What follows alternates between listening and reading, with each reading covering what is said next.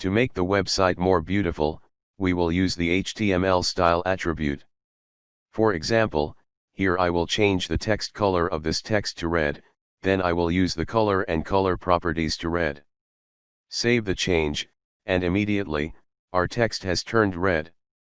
Similarly, we can add additional CSS to this HTML tag, using semicolons between CSS properties. Here, I have made our text red, and there is a green border around it.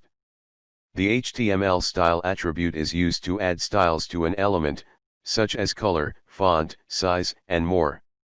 With the title attribute, we can name the tag HTML, and when we hover over that tag, the title name will be displayed. I will remove the comment of these heading tags. We will get rid of the comments by deleting these characters at the beginning and the end of the commented code. When we reload the website, these heading lines will appear, and we will comment on this photo to have more space. With the style attribute, we can not only change the font color, but also change the size of the text, with the font size property. Currently, the H6 tag is the smallest size, but I will change the size of this tag. Immediately, our H6 tag has a much larger size. If transferred to a smaller size, the H6 tag will shrink immediately. Next, we will use the HR tag. The HR tag defines a thematic break in an HTML page, and is most often displayed as a horizontal rule.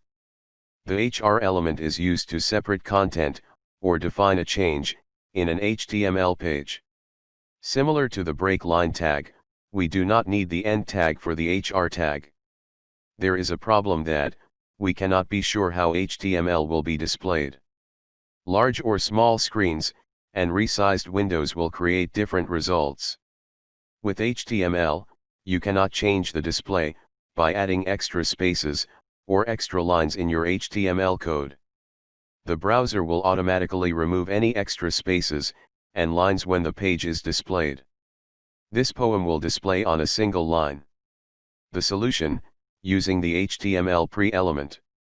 The HTML pre-element defines preformatted text. The text inside a pre-element is displayed in a fixed-width font, usually Courier, and it preserves both spaces and line breaks. If I use only the p tag here, all our text will be on the same line. One alternative way to have text on multiple lines is to use the break line tag. When we want a new line, then we add a break line tag. Here we add 3 break tags, reload the page. Now we have a complete poem. The HTML style attribute has the following syntax: tag name style equals property value. The property is a CSS property. The value is a CSS value. You will learn more about CSS later in this tutorial. This is the syntax for using the HTML style attribute.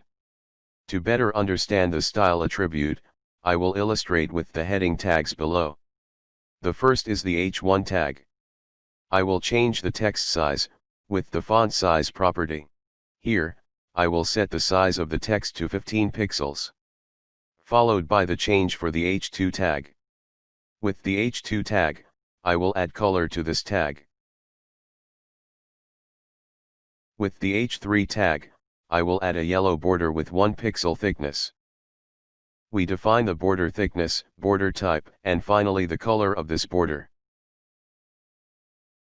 With the H4 tag, I will create a distance between H4 tag compared to the H5 and H3 tags, is 10 pixel with margin attribute. With the H5 tag, I will convert the text in this tag to all uppercase with the text transform uppercase property.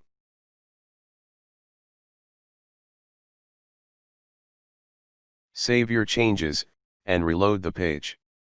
We have seen that the style properties are shown, with the H1 tag being smaller. H2 tag has added colors. But H3 tag doesn't have a yellow border. I have typo error on this tag. Save changes. This time, we have seen all the colors of the tags. I will comment these heading tags again, with the shortcut, Ctrl+/ on the keyboard. In case you want to use italic, or bold text, HTML also helps us to do that. The I tag stands for italic, which will produce italics. The B tag, which stands for bold, will produce bold text. By default, for other tags, HTML will be normal vertical text. Save changes and reload the web page. You can see that our text has changed, with italic, bold and normal text. I will add a break line tag here, to make it easier to see.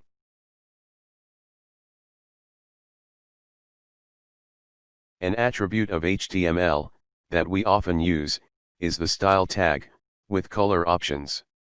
To define the color of the tag, you can declare the color name directly for that tag. For example, what I do here, is declare the green color, or can also use other variations. For example, I used a mixed declaration system of 3 colors, red, green, and blue. I will randomly get 3 coefficients for our color.